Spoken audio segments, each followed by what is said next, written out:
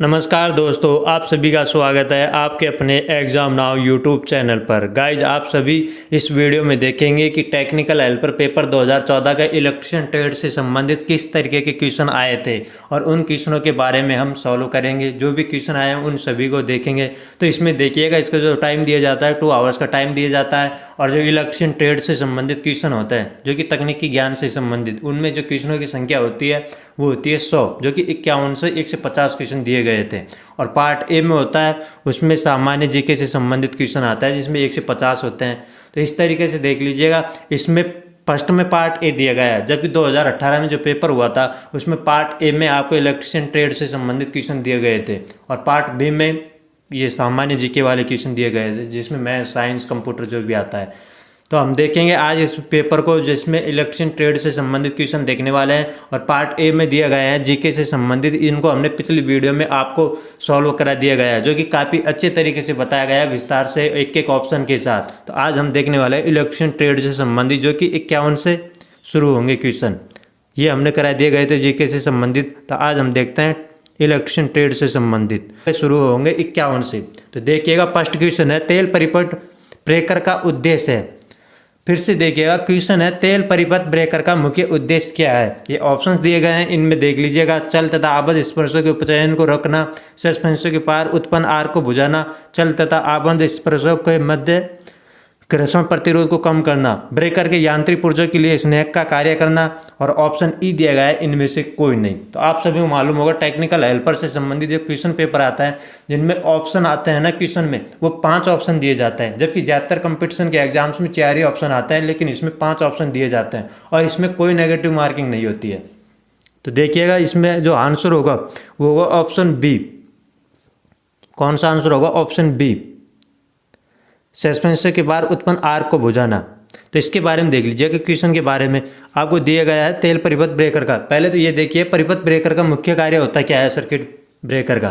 तो इसमें देख लीजिएगा, इनका जो प्रमुख कार्य होता है वो होता है करंट की मात्रा ज़्यादा होने पर सर्किट ब्रेकर को बंद कर देना। यानी कि सर्किट ब्रेकर का जो यूज किया जाता है वो ज़्यादा करंट की मात्रा ज़्यादा होने पर सर्किट ब्रेकर का यूज किया जाता है।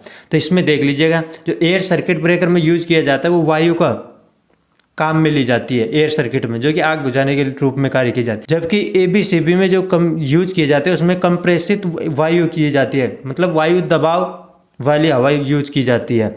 और इनमें आगे भी देख लीजिएगा, तो इसका करेक्ट आंसर होगा ऑप्शन बी। नेक्स्ट क्वेश्चन देखने वाले हैं, 52 नंबर क्वेश्चन है। तो इसको देखेंगे। नेक्स्ट क्वेश्चन है आरएमएस मान का एसी के औसतन मान के अनुपात कहलाता है।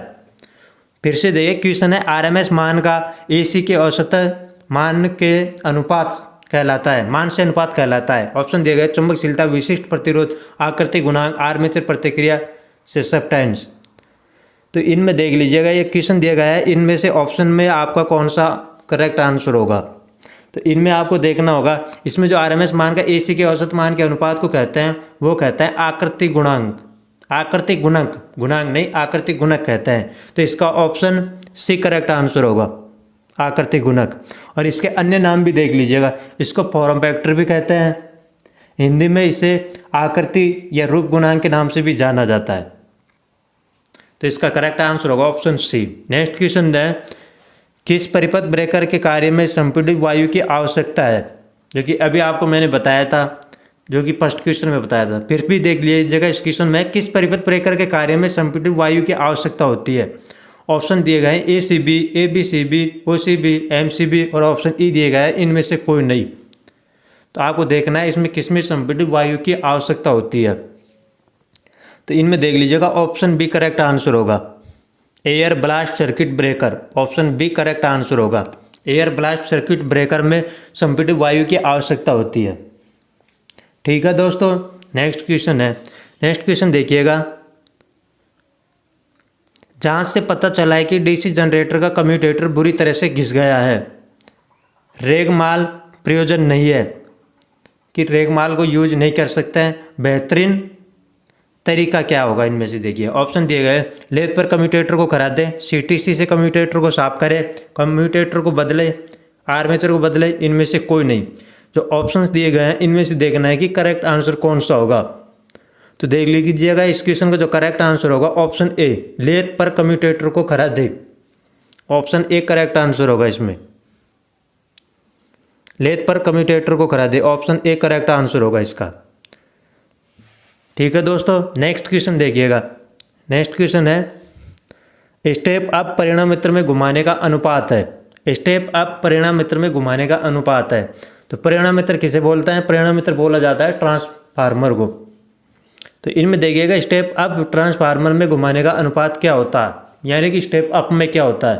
तो इनमें देख लीजिएगा ऑप्शन दिए गए हैं, एक गया, फिर एक से बड़ा दिया गया है, एक से कम दिया गया है, इनमें से कोई नहीं। ऑप्शन ई दिया गया है, ए बी सी से कोई भी, मतलब यानी कि इनमें से कोई भी। तो आपको देखना होगा स्टेप अप ट्रांसफार्मर में जो घुमाने का अनुपात होता है वो क्या होता है, यानी कि टर्नों का। तो इनमें देख लीजिएगा ये क्वेश्चन दिया गया है, इसमें आपको बिजली विभाग के द्वारा जो बोनस अंक दिया गया था, क्योंकि 55 नंबर का जो क्वेश्चन है इसमें आपको बिजली विभाग के द्वारा 2014 में बोनस अंक दिया गया था। लेकिन मेरी तरफ से इसमें जो आंसर आना चाहिए था वो के बड़ा होता है एक से, यानी कि एक से बड़ा होता है के। तो इसमें इस तरीके से आता के बड़ा होगा एक से। तो इस तरीके से इसमें कौन सा ऑप्शन होगा? तो इसमें होगा ऑप्शन सी। लेकिन इसमें बिजली विभाग के द्वारा जो दिया गया आपको बोनस अंक दिया गया था, यानी कि इसके क्वेश्चन को डिलीट कर दिया गया था। तो इसका करेक्ट आंसर इसमें सी आना चाहिए था, लेकिन इन्होंने डिलीट कर दिया गया था इस क्वेश्चन का, बोनस अंक दिया गया था। तो नेक्स्ट क्वेश्चन देखिएगा। नेक्स्ट क्वेश्चन है वायरिंग पुर्जों के आधार तथा आवरण से बने होते हैं। जो वायरिंग पुर्जों के आधार तथा आवरण किससे बने हुए होते हैं? ऑप्शन दिए गए दहनीय पदार्थ, अदहनीय पदार्थ, चालकता पदार्थ, संचारण प्रतिरोध के पदार्थ, ताप प्रतिरोधी पदार्थ। तो इनमें देखना होगा आपको किस पदार्थ के बने हुए होते हैं। तो इनमें देख लीजिएगा इसका जो करेक्ट आंसर होगा ऑप्शन बी होगा, अदहनीय पदार्थ। कौन सा होगा? अदहनीय पदार्थ। ऑप्शन बी करेक्ट आंसर होगा इसमें। तो नेक्स्ट क्वेश्चन देखते हैं। नेक्स्ट क्वेश्चन है जिस ट्रांसफार्मर में सेकेंडरी वोल्टेज प्राइमरी वोल्टेज के बराबर हो तो उसे क्या कहा जाता है? फिर से देखिएगा क्वेश्चन है जिस ट्रांसफार्मर में सेकेंडरी वोल्टेज प्राइमरी वोल्टेज के बराबर हो उसे क्या कहा जाता है? ऑप्शन दिए गए हैं auto transformer, current transformer, potential transformer, polyphase transformer, isolation transformer. जो कि करंट सीटी ट्रांसफार्मर बोला जाता है इसे, और पोटेंशियल को पीटी ट्रांसफार्मर बोला जाता है। तो इनमें देखिएगा जिस ट्रांसफार्मर में सेकेंडरी वोल्टेज और प्राइमरी वोल्टेज बराबर हो उसे क्या कहा जाता है? तो इनमें देख लीजिएगा इसमें जो बोला जाता है उसको बोला जाता है आइसोलेशन ट्रांसफार्मर, यानी कि ऑप्शन ई करेक्ट आंसर होगा इसका। ऑप्शन ई करेक्ट आंसर है। तो इसके बारे में देख लीजिएगा, इसको जो बोला जाता है आइसोलेशन ट्रांसफार्मर कहा जाता है। जो इसमें आइसोलेशन ट्रांसफार्मर होता है इसे आदर्श ट्रांसफार्मर कहा जाता है, और इसकी दक्षता 1:1 होती है। कितनी होती है इसकी दक्षता? 1:1 होती है। 1:1 होती है इसकी दक्षता। ठीक है गाइस, तो नेक्स्ट क्वेश्चन है बैटरी में मुकामी क्रिया से बचने के लिए विद्युत अपघट्य में केवल प्रयोग किया जाता है। तो बैटरी में मुकामी क्रिया से बचने के लिए विद्युत अपघट्य में केवल प्रयोग किया जाता है। तो इसको आपको देखना होगा। ऑप्शन दिए गए पंप का पानी, आश्रित पानी, नल का पानी, ए और सी। ऑप्शन ई दिया गया है क्लोरीनेटेड पानी। इस क्वेश्चन में देखिएगा आपको मुकामी क्रिया यानी कि मुकामी वर्ड समझ में नहीं आ रहा था। तो मुकामी का अर्थ होता है सेंटिमेंटेशन। जो कि बैटरी होती है उसमें जो दोष होता है उसमें सेंटिमेंटेशन कहा जाता है। तो इसका देख लीजिएगा पंप का पानी, आश्रित पानी, नल का पानी, ए और सी, इनमें से कोई नहीं। तो आपको इनमें से जो करेक्ट आंसर होगा वो होगा आपका ऑप्शन बी, आश्रित पानी, जिसे डिस्टिल वाटर बोला जाता है। तो option B is the correct answer. ठीक है दोस्तों, नेक्स्ट क्वेश्चन देखिएगा। नेक्स्ट क्वेश्चन है कॉर्डिएट वायरिंग में प्रयुक्त वंकनों की त्रिज्या को सेंटीमीटर से कम नहीं होना चाहिए। ऑप्शन दिए गए 3, 5, 6, ऑप्शन डी दिए गए 7.5 और ऑप्शन ई दिए गए 9। तो आपको इनमें से देखना है। तो इसका जो करेक्ट आंसर होगा वो होगा ऑप्शन डी।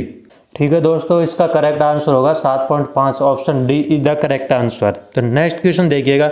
नेक्स्ट क्वेश्चन दिया गया है एमसीबी से अधिक विश्वसनीय है, यानी कि एमसीबी से अधिक अच्छा कौन सा होगा। इनमें जो ऑप्शन दिए गए हैं स्विचो, फ्यूज, परिपथ तोड़को, विद्युत सॉकेटो, ऑप्शन ई दिया गया है इनमें से कोई नहीं। तो आपको इनमें से देखना है कि एमसीबी से अधिक विश्वसनीय कौन सा होगा। तो इनमें से देखिएगा ऑप्शन जो करेक्ट आंसर होगा वो होगा ऑप्शन बी करेक्ट आंसर होगा। इसमें ऑप्शन बी दिया गया है फ्यूज।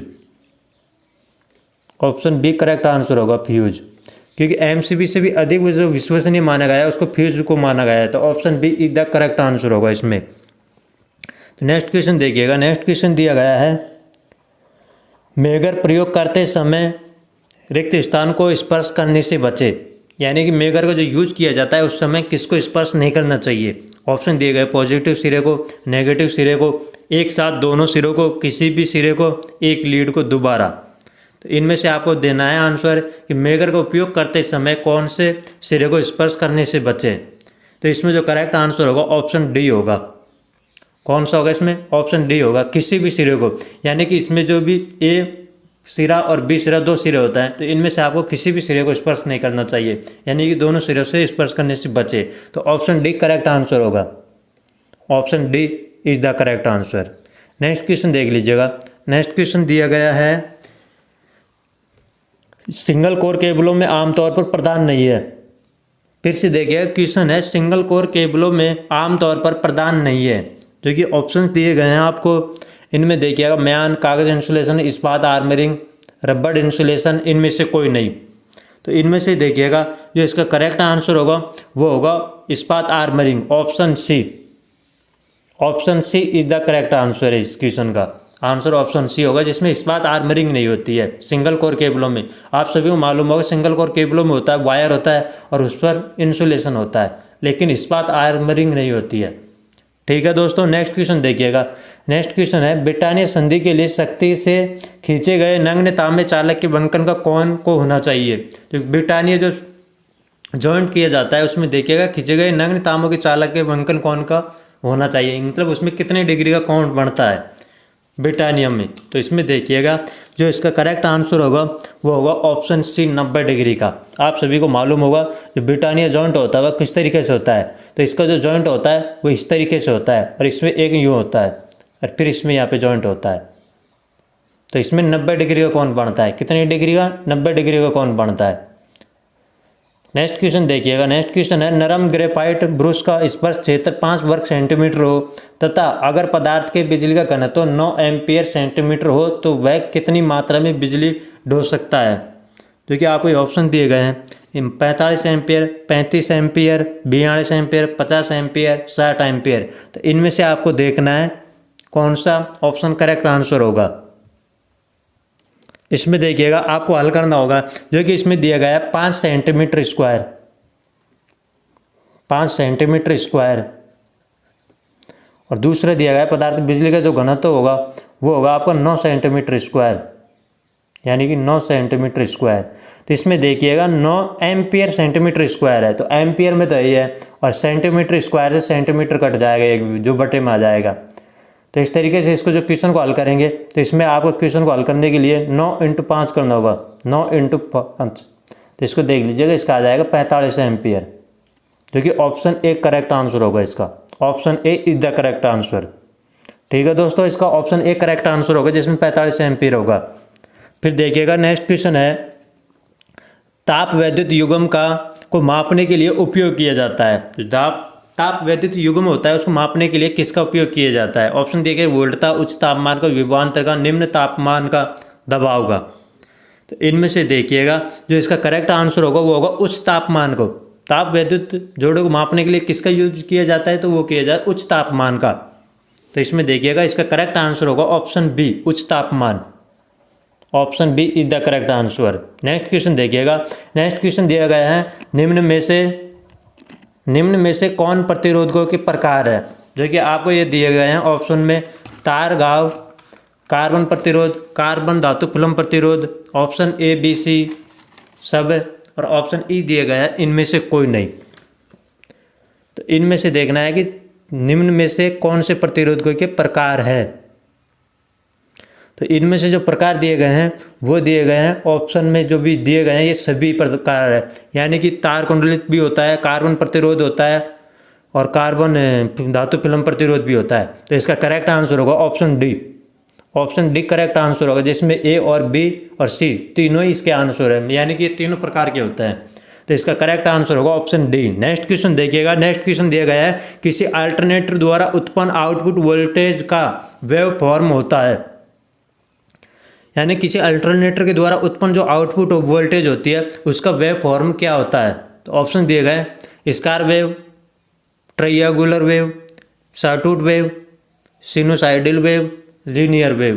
तो आप सभी को मालूम होगा जो अल्टरनेटर के द्वारा उत्पन्न की जाती है वो कौन सी वेव में होता है, जबकि अल्टरनेटर में जो यूज की जाती है ना तो उसका यूज किया जाता है सिनुसाइडल वेव। तो ऑप्शन डी करेक्ट आंसर होगा इसमें, ऑप्शन डी करेक्ट आंसर होगा इसमें। जबकि स्क्वायर वेव, सॉटूथ वेव, ये जो भी ऑप्शन बी दिया गया है ये भी जो किया जाता है इनका यूज उसमें किया जाता है, कौन से में, डीसी में किया जाता है। जबकि जो अल्टरनेटर में होती है, अल्टरनेटर में एसी होती है और इसमें साइन वेव का यूज किया जाता है। ऑप्शन डी करेक्ट आंसर होगा। ठीक है दोस्तों, नेक्स्ट क्वेश्चन देखिएगा। नेक्स्ट क्वेश्चन है 240 वोल्टेज एसी घरेलू वोल्टेज को कहा जाता है। ऑप्शन दिए गए हैं निम्न तापमान का वोल्टेज, उच्च तनाव वोल्टेज, अर्थ न्यूट्रल लाइन वोल्टेज। तो इसमें देखिएगा जो इसका करेक्ट आंसर होगा वो होगा ऑप्शन ए, निम्न तनाव का वोल्टेज। जो कि आप सभी को मालूम है 240 जो वोल्टेज होती है जो अपने घरेलू कार्यों में यूज की जाती है तो वो इसमें 240 वोल्टेज का यूज किया जाता है। तो ऑप्शन ए इसका करेक्ट आंसर होगा, निम्न तनाव का voltage. Option A is the correct answer. Next question देखिएगा। नेक्स्ट क्वेश्चन दिया गया है जो कि गुणोत्तर नंबर का होगा। एक खुले सर्किट में क्वेश्चन दिया गया है एक खुले सर्किट में क्या होता है, जो कि ऑप्शन दिए गए प्रतिरोध और करंट दोनों शून्य, प्रतिरोध और करंट दोनों अनंत, प्रतिरोध शून्य और करंट अनंत, प्रतिरोध अनंत और करंट शून्य, और सिर्फ प्रतिरोध अनंत। तो इसमें आपको देखना होगा जो खुला सर्किट होता है जो कि सर्किट में होता है उसमें इस तरीके से होता है, यहाँ पे प्रतिरोध लगा हुआ होता है, फिर इस तरीके से होता है सर्किट। तो इसमें देखिएगा अगर यहाँ से इसको खुला हुआ होगा, ओपन होगा, तो ओपन होगा तो इसमें देखिएगा प्रतिरोध का मान अनंत होगा, क्योंकि यहाँ से ये ओपन होगा, खुला हुआ होगा ना। तो इसमें देखिएगा धारा का मान तो बिल्कुल होगा नहीं, और धारा का मान नहीं होगा तो प्रतिरोध का मान कौन सा होगा, प्रतिरोध का मान अनंत होगा। जबकि धारा का मान क्या होगा, शून्य होगा। ओपन में, ओपन सर्किट में धारा का मान तो शून्य होगा, प्रतिरोध का मान अनंत होगा। तो इसमें देख लीजिएगा कौन सा ऑप्शन है।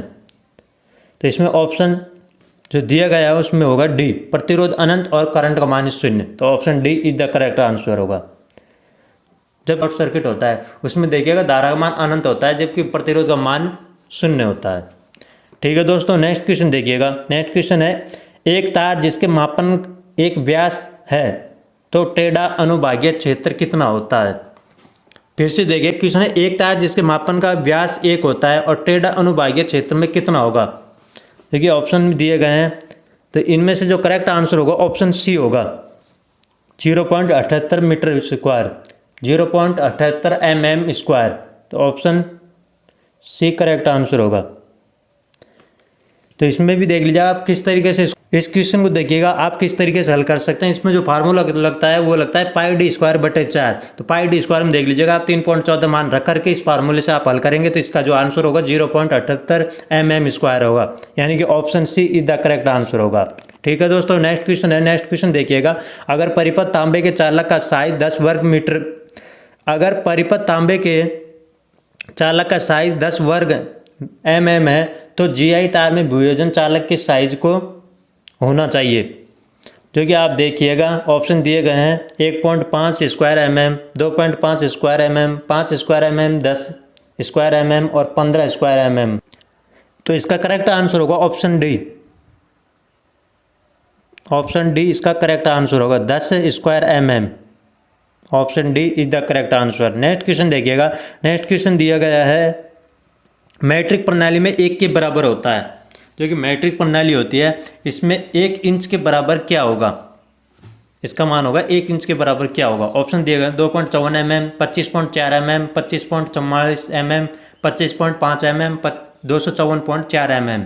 तो आपको देखिएगा इसमें जो आप हल करेंगे तो इसमें देखिएगा 2.54 सेंटीमीटर होता है, लेकिन उसको आप mm में बदलोगे तो आपको इसको गुणा करना होगा 10 से। तो आप इसको गुणा करेंगे तो इसमें देख लीजिएगा इसका जो करेक्ट आंसर होगा वो होगा 72 क्वेश्चन में ऑप्शन बी होगा, यानी कि 25.4 mm। Option B is the correct answer होगा। इसमें 1 इंच बराबर होता है, जो कि mm में आंसर पूछा गया है, तो इसका आंसर होगा option B correct answer. Next question देखिएगा। नेक्स्ट क्वेश्चन दिया गया है नरम संयोजन को बदलने के लिए प्रयोग किया जाता है। ऑप्शन दिया गया है 1 फेज आपूर्ति को 3 फेज आपूर्ति में। ऑप्शन बी दिया गया है 1 फेज आपूर्ति को 2 फेज आपूर्ति में, 3 फेज आपूर्ति को 1 फेज आपूर्ति में। और ऑप्शन डी दिया गया है स्टार संयोजित प्राइमरी को डेल्टा संयोजित सेकेंडरी में। ऑप्शन ई दिया गया है इनमें से कोई नहीं। तो आपको देखिएगा इनमें से बताना है। तो गाइस देखिएगा, इसमें आपको ऊर्जा विभाग के द्वारा बोनस अंक दिया गया है, यानी कि इस क्वेश्चन को डिलीट कर दिया गया था। ठीक है दोस्तों, तो नेक्स्ट क्वेश्चन देखिएगा। नेक्स्ट क्वेश्चन है डीसी जनरेटर के सिद्धांत पर कार्य करता है। डीसी जनरेटर किस सिद्धांत पर कार्य करता है? आप सभी को मालूम होगा ये क्वेश्चन, जो कि बिल्कुल नॉर्मल क्वेश्चन है, बार बार इस तरह के क्वेश्चन रिपीट होता है। तो इसमें देखिएगा डीसी जनरेटर जो सिद्धांत किस पर नहीं डीसी जनरेटर किसके सिद्धांत पर कार्य करता है? ऑप्शन दिया गया है फैराडे के विद्युत अपघटन के, लेंज के नियम, आपसी प्रेरण के, फैराडे के विद्युत चुम्बकीय प्रेरण। ऑप्शन ई दिया गया है पास्कल। तो इसमें से आपको देखना होगा। देखिएगा इसका जो यूज किया जाता है, डीसी जनरेटर किस सिद्धांत में कार्य करता है? तो इसका जो सिद्धांत होता है वो होता है फैराडे का विद्युत चुम्बकीय प्रेरण। कौन सा होगा? फैराडे का विद्युत चुम्बकीय प्रेरण। Option D is the correct answer. D correct answer होगा इसका। नेक्स्ट क्वेश्चन है। नेक्स्ट क्वेश्चन देखिए, निम्न में से किस ट्रांसफार्मर को आम बिजली आपूर्ति तथा प्रकाश के लिए प्रयोग किया जाता है? इसमें से आपको देखना होगा। जो ऑप्शन दिए गए हैं इनमें से किस ट्रांसफार्मर को आम बिजली आपूर्ति तथा प्रकाश के लिए यूज किया जाता है? ऑप्शन दिए गए हैं, इनको देख लीजिए। Sub station transformer, power transformer, सामान्य प्रयोजन ट्रांसफार्मर, वितरण ट्रांसफार्मर, और ई दिया गया है इनमें से कोई नहीं। तो आपको इनमें से देखना होगा। तो ये ऑप्शन दिए गए हैं, इनमें से कौन सा ट्रांसफार्मर का यूज किया जाता है? जो कि आपने देखा होगा अपने मकानों में जो बिजली के लिए यूज किया जाता है ट्रांसफार्मर का, वो किस टाइप का होता है? तो ऑप्शन में देखकर आपने अनुमान लगा लिया होगा। तो इसका करेक्ट आंसर होगा ऑप्शन डी। ऑप्शन डी कौन सा है? वितरण ट्रांसफार्मर, क्योंकि इसको कई जगह से सप्लाई को वितरित किया जाता है। तो इसमें ऑप्शन डी करेक्ट आंसर होगा, वितरण transformer. Option D is the correct answer. Next question देखिएगा। नेक्स्ट क्वेश्चन दिया गया है सामान्यतः बस बार को से कम ऊंचाई पर खड़ा नहीं करना चाहिए। जो कि इसमें ऑप्शन दिए गए हैं, इनमें से करेक्ट आंसर होगा ऑप्शन बी 2.75 2.75 मीटर। तो इसका ऑप्शन बी करेक्ट आंसर होगा। ठीक है दोस्तों, नेक्स्ट क्वेश्चन है, क्या स्थिर बनाए रखना जेनर डायोड का कार्य होता है? जो कि ऑप्शन दिए गए हैं इनपुट वोल्टेज, उत्पादन वोल्टेज, वर्तमान की आपूर्ति, लोड प्रतिरोध से पृथक निर्गत धारा, और ऑप्शन ई दिया गया है इनपुट करंट। तो आपको इसमें सबसे पहले समझना होगा जेनर डायोड का क्या कार्य होता है और जेनर डायोड किसके लिए यूज किया जाता है। तो इसमें देखिएगा जो जेनर डायोड का जो यूज किया जाता है वो किया जाता है वोल्टेज रेगुलेटर के लिए। किसके लिए? वोल्टेज रेगुलेटर के रूप में किया जाता है। और इसमें पूछा जा रहा है कि किसको स्थिर बनाए रखने के लिए यूज किया जाता है। तो इसका यूज किया जाता है आउटपुट वोल्टेज को नियत रखने के लिए। किसके लिए? आउटपुट जो वोल्टेज होती है उसको स्थिर रखने के लिए। जो कि इसका करेक्ट आंसर होगा वो होगा ऑप्शन बी, उत्पादन वोल्टेज। यानी कि उत्पादन वोल्टेज किससे कहोगे? उसे कहोगे आउटपुट वोल्टेज को। तो ऑप्शन बी करेक्ट आंसर होगा। ठीक है, नेक्स्ट क्वेश्चन होगा, निम्नलिखित में से किस प्रतिरोध में तापक्रम के परिवर्तन से नहीं परिवर्तन होगा? ऑप्शन दिए गए हैं, इनमें से किसमें प्रतिरोध में तापक्रम में कोई परिवर्तन नहीं होगा? तो ऑप्शन दिया गया है निकेल, नाइक्रोम, प्लेटिनम, मैग्नीन, एल्युमिनियम। तो इनमें से देखना होगा आप सभी को। ऑप्शन दिए गए हैं इनमें से। आप सभी को मालूम होगा जो तापमान परिवर्तन कौन सा में नहीं होगा? तो इसमें नहीं होगा, मैग्नीन में। तो ऑप्शन डी करेक्ट आंसर होगा, मैग्नीन में। ठीक है, नेक्स्ट क्वेश्चन होगा। नेक्स्ट क्वेश्चन दिया गया है, लेड एसिड बैटरी प्लेटों को शक्ति प्रदान करने के लिए किस धातु का प्रयोग किया जाता है? जस्ता का, टिन का, लोहे का, तांबे का, और ऑप्शन ई दिया गया है सुरमा का। तो इनमें से आपको देखना होगा किसका यूज किया जाता है। जो कि इसमें देखिएगा, इसमें जो यूज किया जाता है वो किया जाता है सुरमा का। ऑप्शन ई करेक्ट आंसर होगा। इसमें कौन सा होगा? ऑप्शन ई करेक्ट आंसर होगा, सुरमा। इंग्लिश में इसे एंटीमनी बोलते हैं। सुरमा हिंदी में कहा जाता है, जबकि इसे इंग्लिश में एंटीमनी कहा जाता है।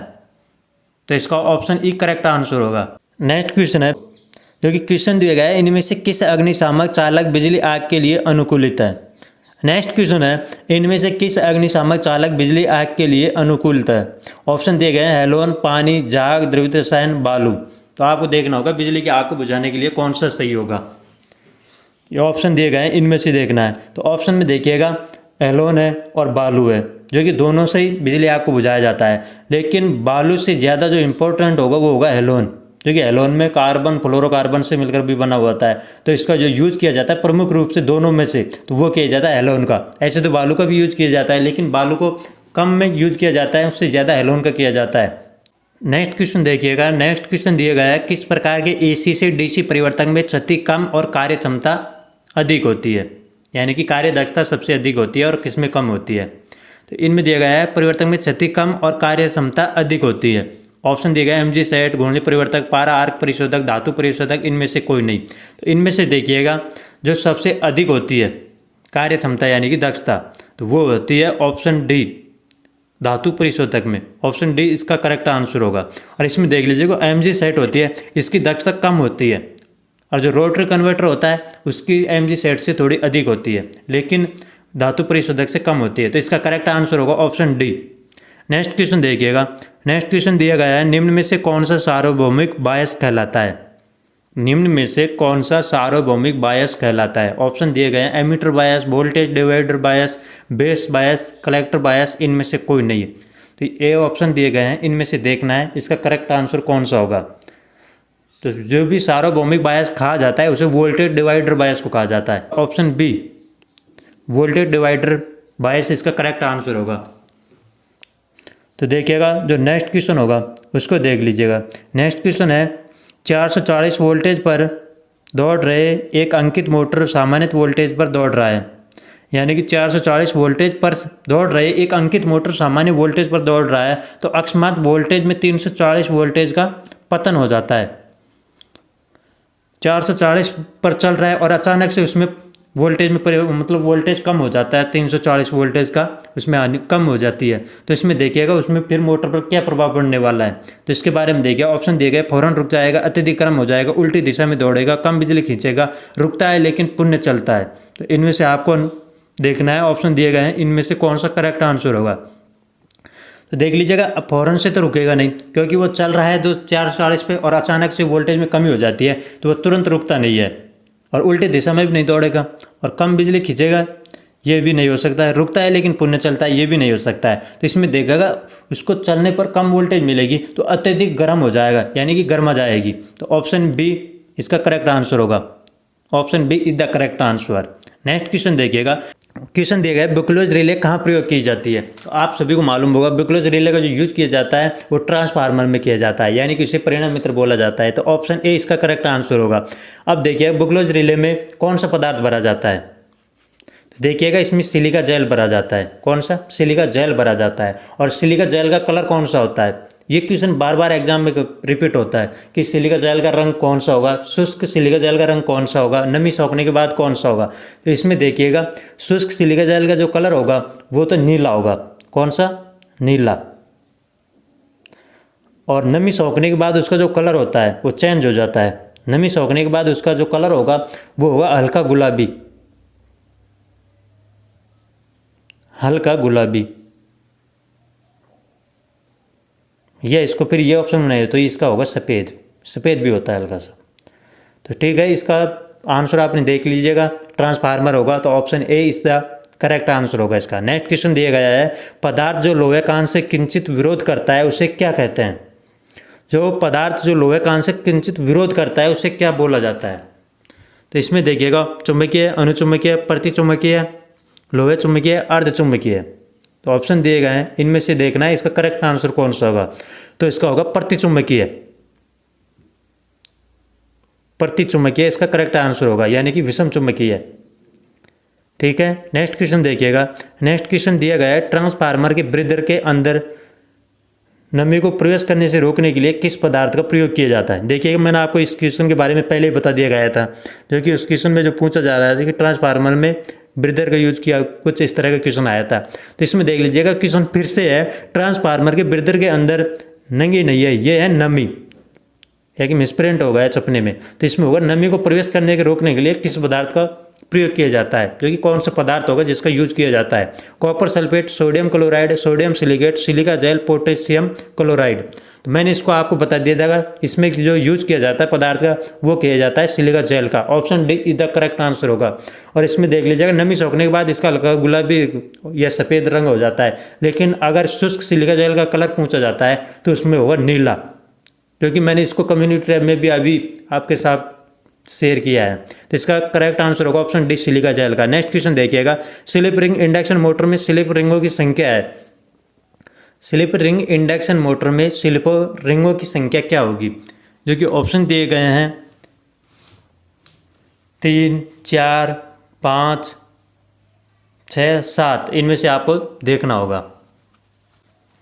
तो इसमें जो करेक्ट आंसर होगा वो होगा ऑप्शन ए 3, यानी स्लिप रिंगों की संख्या होगी वो ऑप्शन ए 3 होगी। Option A is the correct answer होगा। नेक्स्ट क्वेश्चन देखिएगा, किसी तार का प्रतिरोध 16 ओम है, उसे एक वर्त के रूप में मोड़ा गया है, उसके व्यास के किन्हीं दो बिंदुओं के बीच का प्रतिरोध क्या होगा। तो आप देखिएगा इस क्वेश्चन को किस तरीके से हल कर सकते हैं।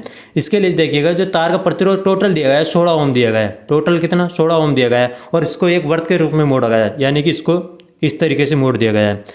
अब उसके व्यास के किन्हीं दो बिंदुओं को जो बताया गया है उसको एक साथ करने पर उसमें प्रतिरोध क्या होगा, यानी कि अलग अलग। तो आप देखिएगा इसको इस तरीके से मिला दिया जाएगा, यानी कि इसको आधा आधा कर दिया जाएगा।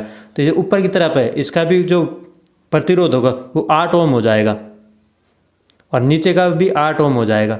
आप देखिएगा अभी इनको अलग अलग करेंगे तो ये हो जाएगा समानांतर क्रम में। कौन से क्रम में हो गए, समानांतर क्रम में। तो आपको इसको हल करने के लिए देखना होगा समानांतर क्रम में फार्मूला क्या होता है, 1/RT बराबर 1/R1 प्लस 1/R2, जो कि इस तरीके से होता है। तो इसमें देखिएगा 1/R1 दिया गया, तो R1 कितने दिया गया 8, और R2 भी दिया गया 8। तो इसमें देख लीजिएगा इनको हल करेंगे तो एलसीएम ले लेंगे 8 आ जाएगा, और फिर एक 8 को 8 में देंगे तो एक बार जाएगा, 1 से 1 जोड़ दीजिएगा, यहाँ पे 1 + 1 है तो 2/8 आ जाएगा, जो कि इसमें होता है 1/RT प्रतिरोध। तो RT बराबर होगा देख लीजिएगा, फिर इसको हल करेंगे तो इसमें हो जाएगा 2/8 आया था, जो कि 1/RT होता है। अब RT बराबर हो जाएगा, इनको वज्र गुणा कर देंगे, यानी कि RT बराबर हो जाएगा 8/2। 2 से आप इसको काट दीजिएगा, 4 ओम आ जाएगा। तो 4 ओम कौन से ऑप्शन में दिया गया है, ऑप्शन डी में। तो ऑप्शन डी करेक्ट आंसर होगा इसमें, जो कि समानांतर क्रम में जो फार्मूला लगता है उसको लगा करके इसको हल कर सकते हैं। तो ऑप्शन डी इसका करेक्ट आंसर होगा। नेक्स्ट क्वेश्चन देखिएगा, CRT स्क्रीन पर किसका लेपन किया जाता है। CRT स्क्रीन पर किसका लेपन किया जाता है। कैथोड रे ट्यूब होता है, जो कि इसकी फुल फॉर्म होती है, सोडियम का, कैल्शियम का, फास्फोरस का, एल्यूमिनियम ऑक्साइड का, जस्ते का। जो कि इसमें देख लीजिएगा इसमें यूज किया जाता है वो किया जाता है फास्फोरस, यानी कि ऑप्शन सी करेक्ट आंसर होगा इसका, phosphorus option C correct answer होगा। नेक्स्ट क्वेश्चन देखिएगा, क्वेश्चन दिया गया है 715 RPM अंकित गति के किसी 3 फेज 400 वोल्टेज 50 फ्रीक्वेंसी के इंडक्शन मोटर के रोटेटिंग चुंबकीय क्षेत्र के कितने ध्रुव होंगे, यानी कि पोलों की संख्या कितनी होगी। तो आपको देख लीजिएगा इसमें एक फार्मूला लगता है जो कि आप सभी को मालूम होगा, बिल्कुल नॉर्मल होता है फ्रीक्वेंसी याद करने का। F बराबर PN/120 फ्रीक्वेंसी का फार्मूला होता है। तो अब इसमें से आपको निकालना क्या कौन सा है, पोलों की संख्या, यानी कि P बराबर। तो इसमें हो जाएगा P बराबर F × 120 बटे N, यानी कि गति इसकी। P बराबर F × 120 बटे N इसका फार्मूला हो जाएगा। तो अब देखिएगा इस तरीके से इस क्वेश्चन को हल कर लीजिएगा, यानी कि 120 इंटू फ्रिक्वेंसी कितनी दी गई है 50 बटे में जो गति दी गई इसको लिख लीजिएगा। तो मैं इसको हल करता हूँ, देखिएगा नेक्स्ट इसको आप हल करेंगे तो इसमें देख लीजिएगा 120 यानी कि पोलों की संख्या बराबर 120 इंटू फ्रिक्वेंसी है, तो 120 इंटू फ्रिक्वेंसी कितनी है 50 बटे इसकी गति, यानी कि RPM कितने चक्रों की संख्या, तो वो होगी 715। अब इसको आप हल कर लीजिएगा, 12 इंटू 5 करेंगे तो कितना आएगा, 12 × 5 = 60, 2 जीरो और लगा दीजिएगा, यानी कि 6000। 6,000 आ जाएंगे और 6,000 में आपको 715 का भाग दे देना है। तो इसमें देख लीजिएगा 6,000 में आप 715 का भाग देंगे तो इसमें आएगा आपका 8 पॉइंट कुछ आएगा पॉइंट के बाद में, जो कि पॉइंटों में क्वेश्चन में पूछा नहीं जा रहा है, जो कि इसमें आपको देखना है कितना आएगा। तो इसमें आ गया 8, यानी कि आपका होगा ऑप्शन ई। ऑप्शन ई में दिए गए 8 डंडे, यानी कि पोलो की संख्या होगी 8। तो option E is the correct answer होगा। या फिर आप इसको ऐसे भी याद कर लीजिएगा, इसमें 4 पोलो की संख्या होगी तो इसकी गति होगी 1500 RPM, 6 होगी तो 1000 RPM, अगर पोलो की संख्या 2 होगी तो 3000 RPM होगी। इस तरीके से भी आप इनको याद रख सकते हैं। और या आपको हल करना होगा तो इस तरीके से फॉर्मूला लगा देना है जो कि मैंने आपको बताया है। फिर से देखिएगा, नेक्स्ट क्वेश्चन है, स्टार से जुड़े 3 फेज परिपथ का फेज वोल्टेज 230 वोल्टेज है, तो इनका लाइन वोल्टेज होगा, जो कि आप सभी देख लीजिएगा। ऑप्शन में दिए गए हैं, इनमें से 210 वोल्टेज, 220 वोल्टेज, 230 वोल्टेज, 415 वोल्टेज और ऑप्शन ई दिए गया है 400 वोल्टेज।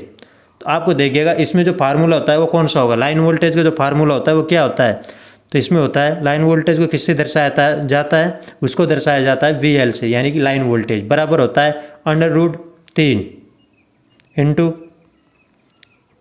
इसमें वोल्टेज कितनी दी गई है, तो वोल्टेज दी गई है 230। तो आपको इसको हल करने लेना है। 1 पॉइंट या √3 का मान कितना होता है, तो इसका होता है 1.732 इंटू वोल्टेज का मान कितना है 230। तो आप इसको हल करेंगे तो इसमें आ जाएगा 400। ऑप्शन ई करेक्ट आंसर होगा। नेक्स्ट क्वेश्चन दिया गया है, एल्यूमिनेशन की इकाई क्या है, जो कि ऑप्शन दिया गया है decibel, Henry, coulomb, lux, Tesla. इनमें से देखना है एल्यूमिनेशन किसकी इकाई है। तो ऑप्शन दिए गए हैं, इनमें देख लीजिएगा डेसिबल है, तो डेसिबल किसकी है, ध्वनि की। हेनरी में इंडक्टेंस की होती है, कूलाम किसकी होती है, विद्युत आवेश की। और फिर दिया गया है टेस्ला, तो टेस्ला देखिएगा, टेस्ला होती है चुंबकीय फ्लक्स घनत्व की। किसकी होती है, चुंबकीय फ्लक्स घनत्व की होती है टेस्ला। तो इसमें कौन सा ऑप्शन बचा, लक्स वाला, तो ऑप्शन डी इसका करेक्ट आंसर होगा, lux. Option D is the correct answer. Next question देखिएगा, नेक्स्ट क्वेश्चन दिया गया है, यदि कुंडलन का प्रतिरोध 15 ओम है और कुंडलन की प्रतिबाधा 25 ओम है तो प्रेरणिक प्रतिकार्यता होगी, जो कि ऑप्शन दिए गए हैं 20 ओम, 400 ओम, 40 ओम, 10 ओम, 2 ओम। इनमें आपको देखना है, यानी कि ओम प्रतिरोध का मात्रक होता है। तो इसको देख लीजिएगा, इसको किस तरीके से आप हल करेंगे। इसमें देखिएगा, हल करने के लिए आपको प्रतिबाधा हल करने के लिए होता है, इसमें जो फार्मूला होता है वो होता है XL। किससे दर्शाया जाता है प्रतिबाधा को, XL बराबर Z² माइनस R² और फिर इसके √ होता है। इस तरीके से इसका फार्मूला होता है। इसमें देख लीजिएगा, जो प्रतिबाधा होती है उसका मान कितना रखा गया है, उसका रखा गया है 25 ओम। 25 × 25 करोगे, यानी कि स्क्वायर में दिया गया है, तो इसका हो जाएगा 625। फिर देखिएगा माइनस प्रतिरोध का मान कितने दिया गया है, और प्रतिरोध का दिया गया है 15, तो 15 × 15 स्क्वायर करेंगे तो 15 का हो जाएगा 225। फिर आपको इसको रूट लगा देना है, फिर आप रूट लगाएंगे, फिर देखिएगा 625 में से 225 आपको घटा देना है। तो इसमें देखिएगा 625 से 25 घट जाएंगे, फिर बचे 6 में से 2, 400। तो इसका हो जाएगा √400, √400 हो जाएगा। फिर √400 का मान कितना होता है 20, यानी कि 20 × 20 करोगे 400 हो जाएगा। तो 20 कौन सा ऑप्शन में दिया गया है आपको, तो 20 दिया गया है ऑप्शन ए में। ऑप्शन ए में 20 दिया गया है, तो इसका करेक्ट आंसर होगा option A is the correct answer. समझ आ गया होगा आपको अच्छी तरीके से। तो फिर देखता है नेक्स्ट क्वेश्चन है। नेक्स्ट क्वेश्चन दिया गया है, जब स्विच खोल देते हैं, जब चौक से कुछ कंपन की शब्द सुनाई दे पड़ता है, तो ये किस संबंध से होता है। यानी कि जब स्विच को खोलता है तो उसमें कुछ आवाज़ सुनाई देती है, तो ये किसकी वजह से होता है। इसमें ये दिया गया है, चौक के संबंध से, पेचदार फेरों से, क्रोड से, आस्वादन में रहे पेचों से, इनमें से कोई नहीं। आपको इन ऑप्शन में से देखना है। तो देखिएगा, इसमें जो आवाज़ सुनाई देती है वो क्रोड से सुनाई देती है, तो option C is the correct answer होगा, ऑप्शन सी। नेक्स्ट क्वेश्चन देखिएगा, नेक्स्ट क्वेश्चन दिया गया है, अगर फैन धीमी गति से दौड़ रहा है तो इसका कारण क्या हो सकता है।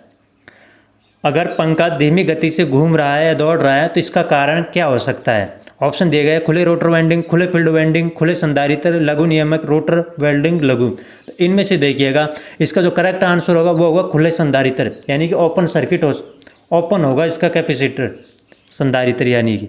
तो ऑप्शन सी करेक्ट आंसर होगा। नेक्स्ट क्वेश्चन देखिएगा। नेक्स्ट क्वेश्चन दिया गया है निम्नलिखित में किस धातु का सर्वोत्तम विद्युत चालकत्व होता है? स्टील, चांदी, एल्युमिनियम, सीसा, जस्ता। तो आपको इसमें से देख लीजिएगा, ये क्वेश्चन भी कई बार एग्जाम्स में आया हुआ है। निम्नलिखित में किस धातु का सर्वोत्तम विद्युत चालकत्व होता है? तो इनमें देखिएगा सबसे ज़्यादा होता है वो चांदी का होता है, फिर उसके बाद में होता है वो होता है सोने का। सोना इसमें दिया गया नहीं है। सबसे ज़्यादा इसमें चांदी का होता है, फिर सोने का होता है, फिर तांबे का होता है, फिर एल्युमिनियम का होता है। तो इसमें पूछा जा रहा है निम्नलिखित में किस धातु का सर्वोत्तम विद्युत चालकत्व होता है? तो इसमें ऑप्शन दिए गए हैं, इसमें से चांदी करेक्ट आंसर होगा। Option B is the correct answer है। नेक्स्ट क्वेश्चन देखिएगा। नेक्स्ट क्वेश्चन दिया गया है 3 फेज विद्युत आपूर्ति के 2 फेजों के बीच फेज अंतर होता है, यानी कि 3 फेज की आपूर्ति की सप्लाई दी जाती है तो उसमें 2 फेजों के मध्य का अंतर कितना होता है? ऑप्शन दिए गए 60, 90, 120, 180 और इनमें से कोई नहीं। तो आपको इनमें से देखना है। तो इसमें 2 फेजों के मध्य जो अंतर होगा वो होगा 120 डिग्री का, यानी कि option C is the correct answer. फिर से देखिएगा। नेक्स्ट क्वेश्चन दिया गया है एसआई पद्धति से व्युत्पन्न निम्नलिखित इकाइयों में से कौन सी गलत जोड़ा बनाती है?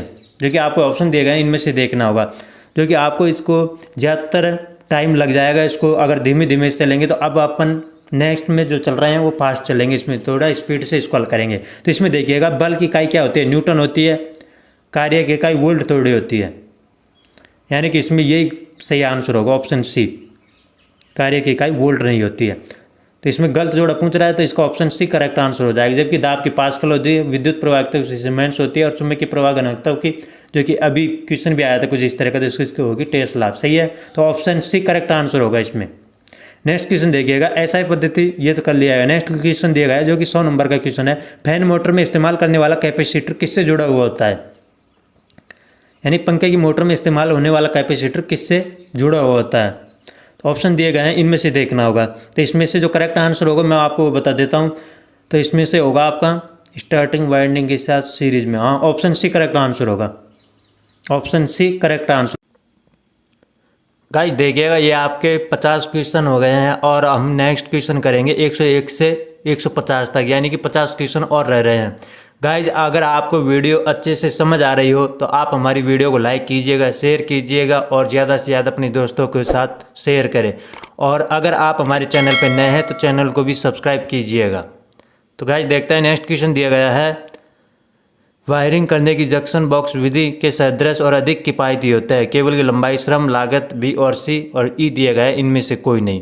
तो देखना आपको ये क्वेश्चन है ना 101 वाला, ये आपका क्वेश्चन डिलीट कर दिया गया था, यानी कि बिजली बोर्ड के द्वारा इसके आपको बोनस अंक दिए गए थे। तो अब हम देखते हैं नेक्स्ट क्वेश्चन। नेक्स्ट क्वेश्चन दिया गया है निम्न में से कौन सा घटक एक निष्क्रिय युक्ति है? जो कि आप सभी को मालूम होगा 2 तरह के घटक होता है, एक तो होता है एक्टिव और एक होता है पैसिव। तो इसमें देख लीजिए जो एक्टिव होता है ना, इसके अंदर वे आते हैं जो इलेक्ट्रॉनिक सर्किटों में जितने भी होते हैं, इलेक्ट्रॉनिक सर्किट में जितने भी कंपोनेंट होते हैं, जैसा कि डायोड, रेक्टिफायर, ट्रांजिस्टर, ये एक्टिव में आते हैं। जबकि जो दूसरा होता है पैसिव, तो पैसिव में आते हैं इलेक्ट्रिकल सर्किट में जितने भी घटक यूज किए जाते हैं। तो इसमें कौन से यूज किया जाता है इलेक्ट्रिकल में? इसमें किया जाता है इंडक्टर, रजिस्टर, कैपेसिटर। तो इस तरीके से आपको अच्छे से समझ आ गया। इसमें 2 घटक होता है, एक्टिव, पैसिव। एक्टिव में इलेक्ट्रॉनिक होता है जिसमें डायोड, रेक्टिफायर, ट्रांजिस्टर होता है, जबकि पैसिव में इलेक्ट्रिकल सर्किट होता है और इसमें इंडक्टर, रजिस्टर, कैपेसिटर होता है। तो अब इसमें देखिएगा निम्न में कौन सा घटक एक निष्क्रिय युक्ति दी गई है। तो इनमें से देखिएगा इसका जो करेक्ट आंसर होगा वो होगा आपका SCR, यानी कि ऑप्शन बी करेक्ट आंसर होगा। नेक्स्ट क्वेश्चन देखिएगा। नेक्स्ट क्वेश्चन दिया गया है इनमें से कौन सा वोल्टेज मानक संचरण वोल्टेज नहीं है? कौन सा मानक संचरण वोल्टेज नहीं है? इनमें से देख लीजिएगा 132 kV है ऑप्शन में, 222 kV है, 400 kV है, 750 है और ई दिया गया है, इनमें से कोई नहीं। तो आप इनको देखिएगा 132 kV होता है, 222 kV नहीं होता है, यानी कि आपका ऑप्शन बी दिया गया है ना, ये होगा इसमें करेक्ट आंसर। यानी कि मानक संचरण वोल्टेज नहीं है, वो नहीं है 222 kV, जबकि 400 kV भी है, 132 भी होती है और 750 भी होती है। अगर 222 की जगह 220 होता तो ये सही है, 220 केवी की होती है, लेकिन इसमें 222 केवी दिया गया है, तो इसका करेक्ट आंसर होगा ऑप्शन बी। नेक्स्ट क्वेश्चन देखिएगा। नेक्स्ट क्वेश्चन दिया गया है पारदृत्य बल किसका तात्विक गुणधर्म है। तो इसमें देखिएगा अचालक पदार्थों में परावैद्युत की जो सामर्थ्य होती है वो अधिक होनी चाहिए, तो इसी में यही पूछा जा रहा है, तो इसका करेक्ट आंसर होगा ऑप्शन बी, अवरोधकों का। ऑप्शन बी करेक्ट आंसर होगा।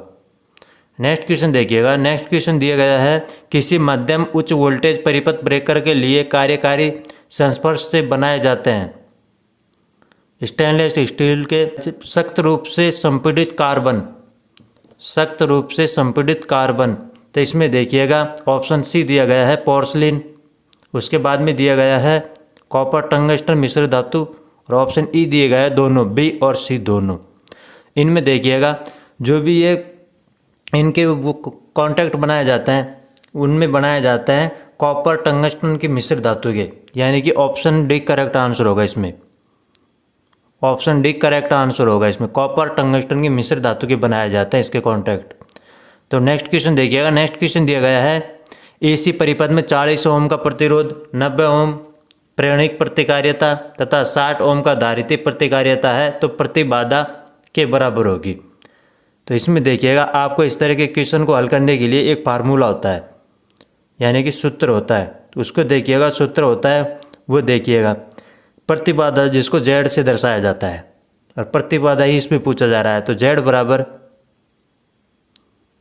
बराबर आपका होगा √r², यानी कि प्रतिरोध का स्क्वायर, प्लस फिर आपका ब्रैकेट में होगा XL minus XC, XL minus XC कोष्ठक बंद का स्क्वायर। इस तरीके से इसका एक फार्मूला होता है, जिसमें देखिएगा आपका प्रतिरोध का मान जो दिया गया है 40 ओम दिया गया है, तो 40 का स्क्वायर करेंगे तो आ जाएगा 1600 प्लस देख लीजिएगा XL यानी कि प्रेरणिक प्रतिकार्यता 90 ओम दिया गया है, तो 90 ओम माइनस XC धारिता दिया गया है, धारिता प्रतिकार्यता। तो इसमें देख लीजिएगा 90 माइनस आपको 60 कर देना है, 90 में से 60 माइनस करेंगे तो ये इसका आ जाएगा 30। अब देखिएगा 30 का स्क्वायर है XL माइनस XC, तो इसको माइनस करने पर 30 आ जाएगा, और इसका स्क्वायर करेंगे तो इसका हो जाएगा 900। तो अब देखिएगा इसका अंडर रूट कर दीजिएगा। अब 1600 प्लस 900 करेंगे आप तो इसका हो जाएगा 2500, और 2500 का जो अंडर रूट होता है 2500 अंडर रूट हो जाएगा, तो ये अंडर रूट को हटाएंगे तो इसका हो जाएगा 50, इसका मान आ जाएगा 50 ओम। तो 50 ओम कौन से उसमें ऑप्शन में दिया गया है, तो ऑप्शन में दिया गया है ए में। तो इसमें देखिएगा आपका ऑप्शन ए दिया गया है 50 ओम, तो option A is the correct answer होगा। नेक्स्ट क्वेश्चन देखिएगा। नेक्स्ट क्वेश्चन दिया गया है भारी वर्षा के कारण कोई मोटर पूर्णतः भीग गया है, इस मोटर को चालू करने के पूरे से उसे शुष्क करना आवश्यक है। यानी कि बारिश होने के कारण कोई मोटर पूर्ण रूप से भीग गया है, तो इस मोटर को चालू करने के लिए पहले उसे सुखाना होगा, तो उसके लिए कौन सी विधि यूज़ की जाती है। तो ऑप्शन दिए गए हैं साफ कपड़े से सुखा दे, सीलिंग फैन के नीचे रखकर, एयर ब्लोअर के प्रयोग से गर्म हवा को फूंककर, चूल्हे में रखकर, और इनमें से कोई नहीं। इसमें देखिएगा आमतौर पर जो यूज करते हैं वो करता है 1000 वाट का बल्ब से सुखा करके भी हम इसका यूज करते हैं, लेकिन इसमें जो करेक्ट आंसर होगा ऑप्शन में जो दिए गए हैं इनमें से होगा ऑप्शन डी, चूल्हे में रखकर, यानी कि ऑप्शन डी करेक्ट आंसर होगा। नेक्स्ट क्वेश्चन देखिएगा। नेक्स्ट क्वेश्चन दिया गया है बिजली के प्रभाव के कारण फ्यूज काम करता है, यानी कि बिजली का कौन सा प्रभाव है जिसके कारण फ्यूज कार्य करता है। ऑप्शन दिए गए चुंबकीय, विद्युत स्थैतिक, तापन, रसायन, इनमें से कोई नहीं। तो देखिएगा जो बिजली के प्रभाव के कारण जो फ्यूज काम करता है उसमें देखिएगा इसमें होगा आपको ऊष्मीय सिद्धांत पर, यानी कि फ्यूज किसके सिद्धांत पर कार्य करता है, वो करता है ऊष्मीय सिद्धांत पर कार्य करता है। तो ऊष्मीय सिद्धांत में से इसमें ऑप्शन में से कौन सा होगा, चुंबकीय नहीं होगा, इसमें चुंबकीय नहीं होगा, विद्युतिक स्थितिक भी नहीं होगा, तापन, हाँ तापन कोई ऊष्मीय प्रभाव करता है, तो इसमें हो जाएगा करेक्ट आंसर ऑप्शन सी। तो option C is the correct answer होगा, जबकि ऑप्शन डी नहीं होगा, रसायन। नेक्स्ट क्वेश्चन देख लिया। नेक्स्ट क्वेश्चन दिया गया है एसी चुंबकीय लेमिनेटेड लोहे से क्यों बनाया जाता है। एसी चुंबकीय लेमिनेटेड लोहे से क्यों बनाया जाता है। ऑप्शन दिए गए हैं ताप प्रभाव को घटाने के लिए, बेहतर इंडक्शन के लिए, एसी तथा डीसी प्रयोग के लिए, लागत को कम करने के लिए। इसमें देख लीजिएगा जो एसी मैग्नेट का जो यूज किया जाता है उसमें देखिएगा एसी मैग्नेट में एडी करंट को कम करने के लिए किया जाता है। जो भी एडी करंट होती है उसके मान को कम करने के लिए किया जाता है। तो इसमें ऑप्शन में देखिएगा ताप प्रवाह को घटाने के लिए, तो हाँ ऑप्शन ए इसका करेक्ट आंसर होगा। Option A is the correct answer इसके लिए। नेक्स्ट क्वेश्चन देखिएगा। नेक्स्ट क्वेश्चन दिया गया है 110 की नंबर का क्वेश्चन है, SCR क्या है। इसमें देखिएगा SCR क्या है। ऑप्शन दिए गए ट्रांजिस्टर, अल्टरनेटर, मापने का उपकरण, ऊष्मा नियामक युक्ति, अर्धचालक युक्ति। इसमें सबसे पहले देखिएगा SCR है एक विशेष प्रकार का ट्रांजिस्टर होता है। SCR एक विशेष प्रकार का ट्रांजिस्टर होता है और यह एक अर्धचालक युक्ति है। इसमें 3 जंक्शन होते हैं और 3 ही टर्मिनल होते हैं और इसमें 4 परतें होती है। तो देखिएगा SCR क्या है, तो इसमें हो जाएगा यह एक प्रकार का ट्रांजिस्टर होता है और लेकिन यह एक अर्धचालक युक्ति है। तो इसमें देखिएगा ऑप्शन दिए गए हैं, इनमें से करेक्ट आंसर होगा ऑप्शन ई। ये जो ऑप्शन दिए गए हैं इनमें से करेक्ट आंसर होगा ऑप्शन ई, यानी कि यह एक अर्धचालक युक्ति है, यह इंपॉर्टेंट है। Option E is the correct answer होगा इसका। नेक्स्ट क्वेश्चन देखिएगा। नेक्स्ट क्वेश्चन दिया गया है मोटर चालू करते समय अगर कोई डीसी मोटर झटक कर चालू हो तो इसका क्या कारण हो सकता है। फिर से देखिए क्वेश्चन दिया गया है मोटर चालू करते समय अगर कोई डीसी मोटर झटक कर चालू हो तो इसका क्या कारण हो सकता है, जो कि इसमें कारण पूछा जा रहा है। तो ऑप्शन देखिएगा। ऑप्शन में दिया गया है लाइन वोल्टेज बहुत अधिक, फील्ड वाइंडिंग का लघुपतन, पिटेड स्टार्टर टर्मिनल के संपर्क, कार्बन ब्रूसों का गलत ग्रेड। ऑप्शन ई दिया गया है ओपन सर्किट। तो इनमें से आपको देखना है। तो देखिएगा जो है झटक कर चालू होती है, यानी कि टर्मिनल में जो स्पार्किंग होती है जब भी तो ऐसी आवाज़ आती है उसकी चटकने की। तो देखिएगा इसका करेक्ट आंसर होगा ऑप्शन सी। ऑप्शन सी इसका करेक्ट आंसर होगा, पिटेड स्टार्टर टर्मिनल के संपर्क के कारण। नेक्स्ट क्वेश्चन देखिएगा। नेक्स्ट क्वेश्चन है पूरी तरह से चार्ज हुए लेड एसिड सेल का सामान्य वोल्टेज क्या है। पूरी तरह से चार्ज हुए लेड एसिड सेल का सामान्य वोल्टेज क्या है। ऑप्शन दिए गए हैं 1.1 वोल्टेज, 2.2 वोल्टेज, 1.5 वोल्टेज, 3 वोल्टेज, 4.1। इस तरह के क्वेश्चन को देख लीजिएगा। इसमें पूछा जा रहा है कि पूरी तरह से चार्ज हुए लेड एसिड सेल का सामान्य वोल्टेज क्या है। इसमें देखिएगा जो फुल चार्ज में होता है, फुल चार्ज के लिए होता है 2.2 वोल्टेज, ऑप्शन बी। तो क्वेश्चन भी ये पूछा जा रहा है पूरी तरह से चार्ज हुए, तो ऑप्शन बी इसका करेक्ट आंसर होगा। लेकिन इसमें देखिएगा 2.2 तो फुल चार्जिंग के लिए होता है, डिस्चार्जिंग के लिए होता है वो होता है 1.8 डिस्चार्जिंग के लिए होता है और फुल चार्जिंग के लिए 2.2 वोल्टेज होता है। नेक्स्ट क्वेश्चन दिया गया है एक मोटर बिना बोझ के संतोषप्रद रूप से चलता है पर पूर्ण बोझ की स्थिति में पावर और गति दोनों खो बैठता है, तो इसका प्रमुख कारण क्या है। यानी कि इसमें क्वेश्चन में पूछा जा रहा है पावर और गति दोनों एक साथ में डाउन हो जाते हैं या ख़त्म हो जाते हैं, तो इसका कारण क्या है। तो इसमें देखिएगा इस तरह के क्वेश्चन में देखिएगा पावर और गति दोनों खत्म हो जाती है, इसका प्रमुख रूप से कारण क्या है। ऑप्शन में दिए गए हैं मोड पर सर्किट कम हो जाता है, मोड पर खुला सर्किट है, वोल्टेज की पूर्ति बहुत अधिक है, वोल्टेज की पूर्ति बहुत कम है, और इनमें से कोई नहीं। अगर वोल्टेज सप्लाई कम है तो उस समय लॉस कम हो जाता है, लेकिन इसमें पावर और लॉस दोनों एक साथ खत्म हो जाता है। तो इसके लिए देखिएगा वोल्टेज पूर्ति बहुत कम है, इसमें ये तो हो नहीं सकता। तो इसमें देखिएगा आंशिक शॉर्ट सर्किट से होता है, यानी कि ऑप्शन ए करेक्ट आंसर होगा इसमें। ऑप्शन ए करेक्ट आंसर होगा इसमें। नेक्स्ट क्वेश्चन देखिएगा। नेक्स्ट क्वेश्चन दिया गया है इन्वर्टर रूपांतरित करता है, यानी कि इन्वर्टर किस रूप में परिवर्तित करता है। तो इसमें देख लीजिएगा इन्वर्टर होता है वो डीसी को एसी में कन्वर्ट करता है, यानी कि डीसी सप्लाई को एसी सप्लाई में परिवर्तित करता है। तो इसमें देखिए डिस्ट धारा से प्रत्यावर्ती धारा, यानी कि ऑप्शन ए करेक्ट आंसर होगा इसमें, डिस्ट धारा से प्रत्यावर्ती धारा। और बाकी ऑप्शन दिए गए हैं प्रत्यावर्ती धारा से डिस्ट धारा में, डिस्ट धारा से डिस्ट धारा, प्रत्यावर्ती धारा से प्रत्यावर्ती धारा, इनमें से कोई नहीं।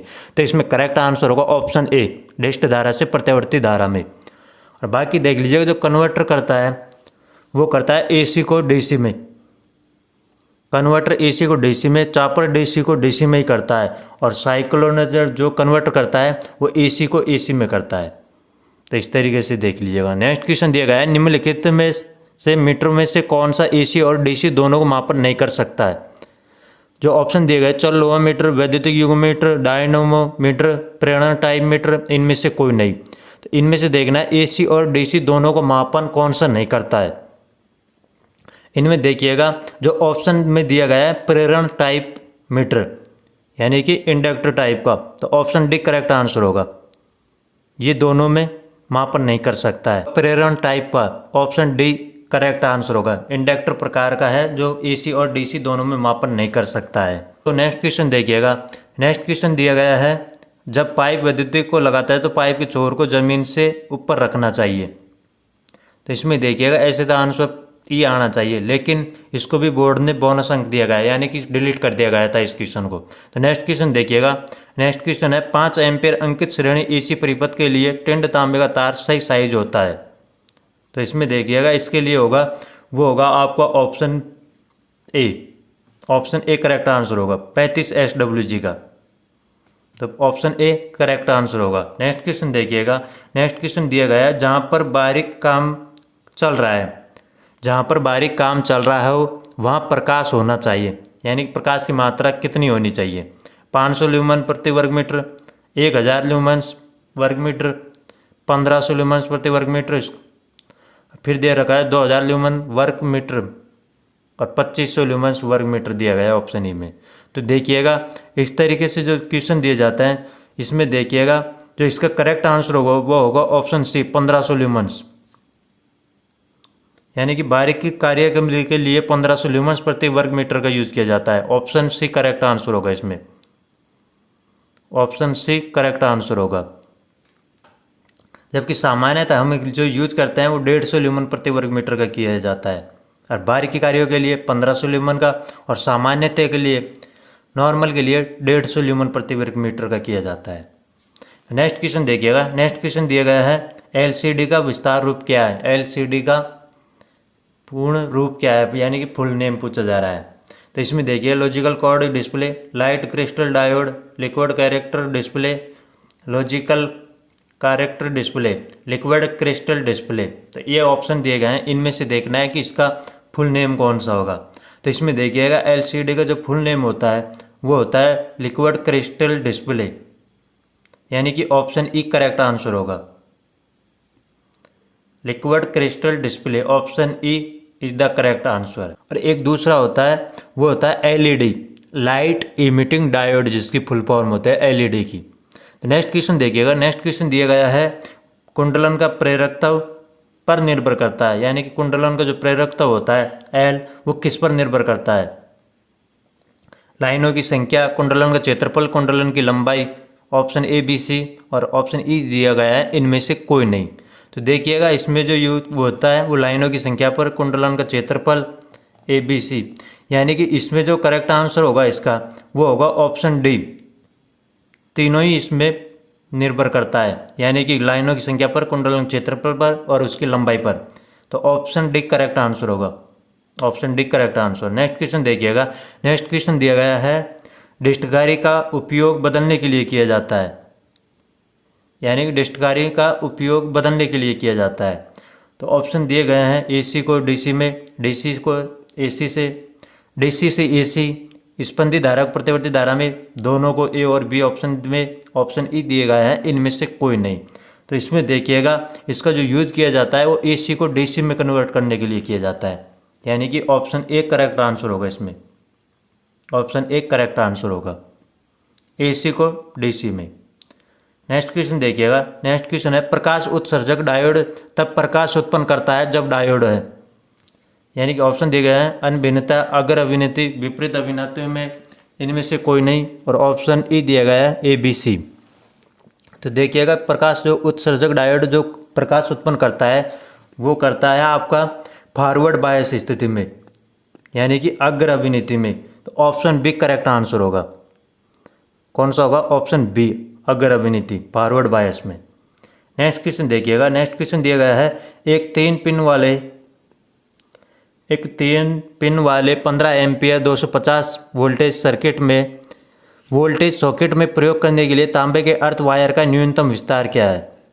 तो इसमें देखिएगा ऑप्शन दिए गए हैं 12 SWG, 14 SWG, 15 SWG, 16 SWG और 18 SWG। इसमें देखिएगा SWG की जो फुल फॉर्म होती है स्टैंडर्ड वायर गेज, इसकी फुल फॉर्म होती है, जो कि देखिएगा इसमें भी आपको बोनस अंक दिया गया था। जबकि इसमें गैल्वेनाइज्ड वायर के लिए जो यूज किया जाता है वो किया जाता है 14 SWG का GI के लिए। तो इसमें देखिएगा ये इसमें आपको बोनस अंक दिया गया था, लेकिन इसमें आता अगर गैल्वेनाइज्ड वायर के लिए तो उसमें आता आपके लिए 14, लेकिन इसमें भी आपको बोनस अंक दिए गए थे।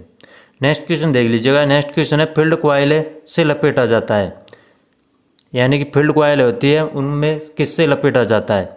एनिमलित वायर, तांबे के तार, स्टील के तार, नगण्य तांबे के तार, स्टेनलेस स्टील के तार, एल्युमिनियम तारों के। तो इसमें देखिएगा इसका जो करेक्ट आंसर होगा वो होगा एनिमल आवृत तांबे के तार। ऑप्शन ए करेक्ट आंसर होगा इसमें।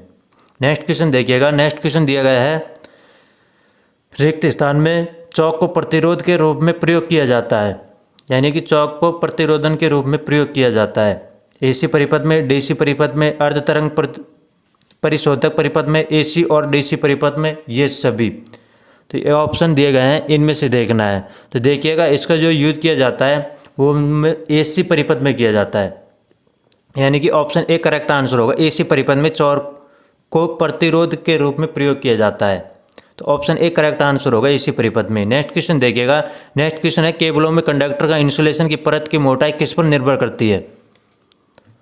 केबलों में कंडक्टर का इंसुलेशन की परत की मोटाई किस पर निर्भर करती है? तो इसमें देखिएगा ऑप्शन दिया गया करंट वहन क्षमता, voltage, power factor, reactive power, तापमान। तो ऑप्शन दिए गए हैं, इनमें से देखिएगा जो इसका करेक्ट आंसर होगा वो होगा option B, voltage. Option B इसका करेक्ट आंसर होगा, जिसमें देखिएगा इनमें मोटाई वोल्टेज पर ही निर्भर करती है, जबकि करंट साइज पर निर्भर करता है। नेक्स्ट क्वेश्चन देखिएगा। नेक्स्ट क्वेश्चन दिया गया है किसी मोटर को पुनः लपेटना है जिसका संचालन तापमान 130 डिग्री है, तो आप किस इंसुलेटिंग पदार्थ का चयन करेंगे? जी हाँ, फिर से देखिएगा क्वेश्चन है किसी मोटर को पुनः लपेटना है जिसका संचालन तापमान 130 डिग्री सेंटीग्रेड है, तो आप किस इंसुलेटिंग पदार्थ का चयन करेंगे? ऑप्शन दिए गए फाइबर, अभ्रक, कपास, तेल में डूबे कागज, लेथराइट पेपर। तो इसमें सबसे पहले देखिएगा इस जो श्रेणी में आता है उनमें टेम्परेचर में देख लीजिएगा, श्रेणी होती है YAEBFHC।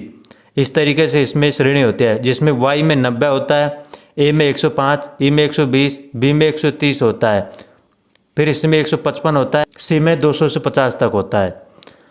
तो इसमें देखिएगा 130 डिग्री सेंटीग्रेड में पूछा जा रहा है, तो ये 130 डिग्री आता है बी श्रेणी में। तो इसमें देखिएगा कौन कौन से पदार्थ आते हैं, फाइबर, अभ्रक, कपास, तेल में डूबे कागज, लेथराइट पेपर। तो इसमें देखिएगा जो ऑप्शन दिए गए हैं इनमें से करेक्ट आंसर होगा ऑप्शन बी, अभ्रक। ऑप्शन बी इसका करेक्ट आंसर होगा। लेकिन इसमें देखिएगा जो आता है वो आता है कि तो अभ्रक आता है, दूसरा आता है फाइबर ग्लास। फाइबर है लेकिन इसमें साथ में आता है ग्लास, फाइबर अकेला नहीं होता है, इसमें फाइबर ग्लास होता है, लेकिन इसमें फाइबर दे रखा है इस कारण ये नहीं आया। तो इसमें अभ्रक, फाइबर ग्लास और एक होता है एस्बेस्टस। तो इस तरीके से जो 130 श्रेणी का होता है वो होता है बी, इसमें ये आता है अभ्रक, फाइबर ग्लास, एस्बेस्टस। तो नेक्स्ट क्वेश्चन देखिएगा। नेक्स्ट क्वेश्चन दिया गया है एक चर लोहे एमीटर 10 एम्पियर पठन करती है तो प्रदोलन की चोटी विद्युत कितना होगा? तो इसमें देखिएगा ये जो 10 एम्पियर पठन करती है ये देखिएगा MI के द्वारा दिया गया जो मान होता है, यानी कि मूविंग आयरन के द्वारा जो मान होता है वो RMS मान ही कहलाता है। तो इसमें देखिएगा इस तरीके के क्वेश्चन को हल करने के लिए देखिएगा, इसको हल करने के लिए देखिएगा इसमें एक फार्मूला होता है RMS मान, यानी कि 10 एम्पियर दर्शाया गया है, इसमें 10 एम्पियर RMS मान हो गया इसका। फिर देखिएगा इसमें RMS मान इनटू √2 होता है इसमें। तो फिर देखिएगा RMS मान कितना दर्शाया गया है 10 एम्पियर, तो 10 इंटू √2 का मान कितना होता है 1.414 होता है √2 का मान। अब इसको हल करेंगे, देख लीजिएगा इसका आएगा 1.414 इसका जो आंसर होता है, लेकिन इसको गुणा करने के बाद इसको देखिएगा, इसको क्वेश्चन को हल करने के लिए देखिएगा, इसका फार्मूला होता है आरएमएस मान, आरएमएस मान रूट मैन स्क्वायर इसकी फुल फॉर्म होती है, इनटू √2। अब देखिएगा आरएमएस मान कितना दिया गया है 10 एम्पियर, तो इसमें 10 को लिख देना है। 10 के बाद में √2 का मान कितना होता है, तो इसका √2 का मान होता है 1.414। अब आप इसको गुणा करोगे तो 0.1 बाद में लग जाए 2 संख्या छोड़कर, यानी कि इसका जो करेक्ट आंसर होगा वो होगा आपका ऑप्शन ई 14.1। 14.1 गुणा करने के बाद 14.1 आएगा, तो इसका करेक्ट आंसर होगा ऑप्शन ई।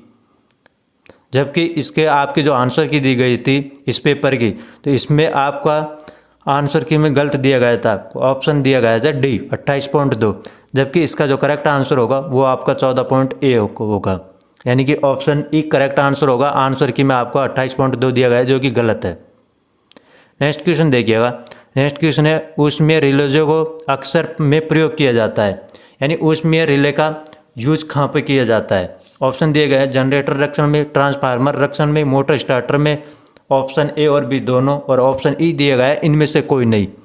तो इनमें देखिएगा जो ऊष्मीय रिले का जो यूज किया जाता है वो मोटर स्टार्टर में किया जाता है, जो कि आपने देखा होगा स्टार्टर 3 प्रकार के होते हैं, सिंगल 2 3 फेज, सिंगल 2 3 ध्रुव वाले होते हैं। तो ऑप्शन सी इसमें करेक्ट आंसर होगा मोटर स्टार्टर में, ऑप्शन सी करेक्ट आंसर होगा। नेक्स्ट क्वेश्चन देखिएगा। नेक्स्ट क्वेश्चन है के लिए बिजली उत्पादक कंपनियां विद्युत घटक फैक्टर को सुधारने के इच्छुक है। किसके लिए बिजली उत्पादक कंपनियां विद्युत घटक यानी पावर फैक्टर को सुधारने के लिए इच्छुक है। ऑप्शन दिए गए तार विद्युत को कम करने के लिए, मोटर क्षमता को ज़्यादा करने के लिए, वोल्ट एम्पेयर्स की ज़्यादा करने के लिए, शक्ति को कम करने के लिए, पावर को ज़्यादा करने के लिए। तो इसमें देखिएगा तार विद्युत को कम करने के लिए, यानी कि ऑप्शन ए करेक्ट आंसर दिया गया है, ऑप्शन ए करेक्ट आंसर होगा। नेक्स्ट क्वेश्चन देखिएगा। ट्रांसफार्मर में तांबे की क्षति किस कारण से होती है। ट्रांसफार्मर में तांबे की क्षति किस कारण से होती है।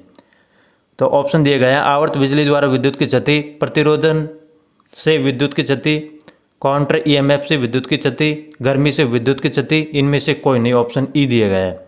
तो देखिएगा इसमें होगा I/R², इसमें होता है H बराबर I², यानी हीट से होता है, तो I²R होता है इसमें। तो देखिएगा इसमें जो होगा वो प्रतिरोध से विद्युत की क्षति, क्योंकि प्रतिरोध से विद्युत की क्षति होती है, उसमें वो फार्मूला याद का होता है प्रतिरोध में I²R वाला, यानी कि अत्यधिक धारा बहने के कारण प्रतिरोध होगा जो इसमें हीट उत्पन्न होती है। तो इसमें ऑप्शन बी करेक्ट आंसर होगा, ऑप्शन बी करेक्ट आंसर होगा। नेक्स्ट क्वेश्चन देखिएगा। नेक्स्ट क्वेश्चन दिया गया है अर्ध तरंग डिस्टकारी केबल के लिए उपयुक्त होती है, कार रेडियो के लिए, बैटरी आवेशन के लिए, परिवर्तित गति एसी मोटर के लिए, विद्युत लेपन के लिए, इनमें से कोई नहीं। तो इसमें देखिएगा इसका जो करेक्ट आंसर होगा वो होगा बैटरी आवेशन के लिए, option B, option B correct answer होगा अर्ध तरंग के लिए, अर्ध तरंग डिस्टकारी के लिए बैटरी आवेशन होगा। नेक्स्ट क्वेश्चन दिया गया है लघु ट्रांसफार्मरों में अंतरपरत इंसुलेशन क्या होता है। लघु ट्रांसफार्मरों में अंतरपरत इंसुलेशन क्या होता है, जो कि ऑप्शन दिए गए हैं अब्रक, butter paper, laterite paper, varnish, इनमें से कोई नहीं। तो इसका करेक्ट आंसर होगा बटर पेपर, यानी कि ऑप्शन बी करेक्ट आंसर होगा इसमें। नेक्स्ट क्वेश्चन दिया गया है अधिक धारिता पदार्थों को किसके उत्पादन के लिए उपयोग करते हैं। अधिक धारिता पदार्थों को किसके उत्पादन के लिए उपयोग करते हैं। इलेक्ट्रोलोह कांते, स्थायी लोह कांते, अस्थायी लोह कांते, अनुलोह कांते, और ऑप्शन ई दिया गया है इनमें से कोई नहीं। तो देखिएगा इसका जो करेक्ट आंसर होगा वो होगा स्थायी लोह कांते, ऑप्शन बी करेक्ट आंसर होगा। नेक्स्ट क्वेश्चन देखिएगा स्विच बोर्ड में प्रयुक्त विद्युत रोधी आवृत्ति चालक को होना चाहिए। लिस्टेड, लो मंदक, अन्य चालकों या बसपार को जिनके संपर्क में वह आए और प्रयुक्त अंकित वोल्टेज से कम। ऑप्शन डी दिया गया है ए और बी दोनों, ऑप्शन ई दिया गया है। इसमें से इसका करेक्ट आंसर होगा ऑप्शन ई इन सभी, यानी कि इसमें लिस्टेड, लो ऑप्शन सी में दिया गया है और ऑप्शन डी, यानी कि ऑप्शन इसमें तीनों करेक्ट आंसर होंगे। तो ऑप्शन ई इसका करेक्ट आंसर होगा, ऑप्शन ई करेक्ट आंसर होगा जिसमें ए, बी और सी तीन होंगे। नेक्स्ट क्वेश्चन देखिएगा। नेक्स्ट क्वेश्चन दिया गया है जो कि 136 नंबर का क्वेश्चन है। पावर वायरिंग को से रक्षा करनी चाहिए, यानी कि पावर वायरिंग को किससे रक्षा करनी चाहिए, स्विच या फ्यूजों से, स्विच तथा एमसीबी से, फ्यूज या एमसीबी से, स्विच या फ्यूजों से, इनमें से कोई नहीं। तो इसमें देखिएगा पावर वायरिंग में स्विच तथा एमसीबी, या अगला ऑप्शन दिया गया है फ्यूज तथा एमसीबी से। तो हाँ, इसका करेक्ट आंसर होगा ऑप्शन सी, फ्यूज या एमसीबी से। तो ऑप्शन सी इसका करेक्ट आंसर होगा। आप या इसको एक तरीके से भी याद कर सकते हैं, एफ एम, यानी एफ मानी फ्यूज, या आप अपने हिसाब से किसी भी ट्रिक लगा दीजिएगा, जैसा कि मैंने ट्रिक लगाई एफ एम, जो कि देखिए एफ से आपका फ्यूज हो जाएगा और एम से आपका एमसीबी हो जाएगा। तो इसमें देखिए पावर वायरिंग के लिए रक्षा करने के लिए किया जाता है वो फ्यूज या एमसीबी। तो ऑप्शन बी करेक्ट आंसर होगा। नेक्स्ट क्वेश्चन देख लीजिएगा। नेक्स्ट क्वेश्चन है ट्रांसफार्मर का ठंडा होने की जरूरी क्योंकि। ट्रांसफार्मर का ठंडा होने की जरूरी है क्योंकि ऑप्शन दिए गए हैं, कार्य कुशलता बढ़ती है, हानि कम होती है, भिनभिनाहट कम होती है, उत्पादन लागत कम होती है, गर्मी को हटाता है। तो इसमें देखिएगा इसका जो करेक्ट आंसर होगा वो होगा उत्पादन लागत कम होती है, यानी कि मेन जो फोकस रहता है अपना वो रहता है उत्पादन लागत का कम होना। लेकिन देखिए लॉस तो होना ही होता है, लेकिन हमारा उद्देश्य लागत कम करना होता है। तो लागत कम कैसे हुई, उसमें होता है ट्रांसफार्मर में फॉल्ट का नहीं आना, यानी कि ट्रांसफार्मर अच्छी तरीके से वर्क करना ही। तो इसका करेक्ट आंसर होगा ऑप्शन डी, उत्पादन लागत को कम करना। ऑप्शन डी करेक्ट आंसर होगा इसका। नेक्स्ट क्वेश्चन देख लीजिएगा। नेक्स्ट क्वेश्चन दिया गया है एक 220 वोल्ट डीसी मशीन में शंट क्षेत्र प्रतिरोध 440 ओम होता है, निम्न में से कौन सा शंट क्षेत्र करंट होगा। इस तरीके से देख लीजिएगा। इस क्वेश्चन को हल करने के लिए एक फार्मूला होता है, और वो जो फार्मूला होता है वो होता है आई एस बराबर, यानी शंट धारा बराबर वोल्टेज बटे आर एस एस, यानी शंट प्रतिरोध। तो इसको देखिएगा, या आप इसको सीधे भी हल कर सकते हैं, जिसमें कि आप इसका यूज कर सकते हैं, करंट का मान पूछा जा रहा है।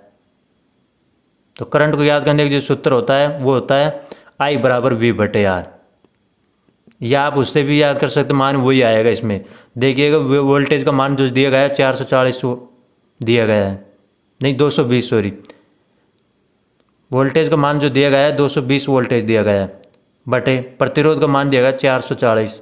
आप इसको हल कर लीजिएगा, बिंदु से बिंदु काट लीजिएगा, 22 से 44, यानी कि 1/2 आ जाएगा। 1/2 बराबर करोगे आप 0.5 ओम, 0.5 एम्पियर आ जाएगा। तो 0.5 कौन से ऑप्शन में दिया गया है, ऑप्शन बी में दिया गया है। तो इसका करेक्ट आंसर होगा option B, 0.5 ampere. Option B इसका करेक्ट आंसर होगा। नेक्स्ट क्वेश्चन देखिएगा। नेक्स्ट क्वेश्चन है डीसी मशीन में अंतर्वर्षों का कार्य है। ऑप्शन दिया गया है क्षेत्रीय विस्थापन को कम करना, क्षय को कम करना, दिक् परिवर्तन को उन्नत करना, वायु अंतराल रूपांतरण की क्षतिपूर्ति करना, और ऑप्शन ई दिया गया है ये सभी। इनमें से आपको देखना है। तो देखिएगा इसका जो करेक्ट आंसर होगा वो होगा आपका दिक् परिवर्तन को उन्नत करना। ऑप्शन बी करेक्ट आंसर होगा इसका। Option B correct answer. Next question देखिएगा। नेक्स्ट क्वेश्चन दिया गया है एक 3 फेज स्टार जुड़ा अल्टरनेटर का एक घूर्णन आर्मेचर के 4 स्लिप रिंग होते हैं, लेकिन 3 फेज में डेल्टा जुड़े अल्टरनेटर का आर्मेचर का कितनी स्लिप रिंग होंगे। यानी क्वेश्चन में कह रहा है कि 3 फेज और स्टार में जुड़े अल्टरनेटर का घूर्णन आर्मेचर के 4 स्लिप रिंग होते हैं, तो लेकिन 3 फेज में डेल्टा जुड़े हुए अल्टरनेटर का आर्मेचर में कितने स्लिप रिंग होंगे। यानी कि इसमें पूछा जा रहा है 3 फेज में डेल्टा में जुड़े हुए अल्टरनेटर के स्लिप रिंग कितने होंगे। तो इसको देख लीजिएगा, इसमें जो क्वेश्चन आता है उसके बारे में देख लीजिएगा। अगर आर्मेचर घूर्णमान है और रोटर स्थिर है तो इसमें और स्टार्टर में जुड़ा हुआ है, यानी कि आर्मेचर घूर्णमान का है, रोटर स्थिर है और यह स्टार में जुड़ा हुआ है, तो इसमें स्लिप रिंगों की जो संख्या होगी वो होगी 4। और डेल्टा में यही है, यानी कि आर्मेचर घूर्णमान है, रोटर स्थिर है, तो डेल्टा में जुड़ा है उसके लिए 3 होंगे। और आर्मेचर स्थिर हो और रोटर घूर्णमान हो, यानी कि आर्मेचर स्थिर है और रोटर घूम रहा है, तो उसमें स्टार और डेल्टा में जो भी होंगे उनके लिए 2 ही स्लिप रिंग होंगे। स्टार में हो या डेल्टा में उसके लिए 2 स्लिप रिंग होंगे, आर्मेचर स्थिर हो और रोटर घूर्णमान हो। तो इसमें देखिएगा क्वेश्चन में बोल रहा है 3 फेज में डेल्टा जुड़े हुए, तो डेल्टा में जो जुड़े हुए हैं तो इसके लिए हो जाएगा option E slip ring 3। Option E correct answer होगा 3 स्लिप रिंग। तो आपको ये अच्छे से समझ आ गया, मैंने बताया है जो। नेक्स्ट क्वेश्चन देखिएगा। नेक्स्ट क्वेश्चन है प्रेरक परिपथ में से धारा प्रवाह तथा प्रयुक्त वोल्टता के बीच कला संबंध होती है। तो ये दिए गए हैं, इनमें से देख लीजिएगा। ऑप्शन दिए गए हैं धारा वोल्टता के अग्रगामी, वोल्टता धारा के पश्चगामी, धारा वोल्टता के पश्चगामी, धारा वोल्टता के साथ फेज में, और ऑप्शन ई दिया गया है इनमें से कोई नहीं। तो इसमें देखिएगा इसका जो करेक्ट आंसर होगा ऑप्शन सी होगा। ऑप्शन सी इसका करेक्ट आंसर होगा, धारा वोल्टता के पश्चगामी, यानी कि धारा वोल्टता के पश्चगामी होता है। या इसको देख लिया, वोल्टेज है ना जो करंट से अग्रगामी होता है, इस तरीके से भी हो सकता है, वोल्टेज करंट से अग्रगामी होता है, या करंट वोल्टेज से पश्चगामी भी होता है, यानी कि लैगिंग होता है। तो इसका करेक्ट आंसर होगा ऑप्शन सी।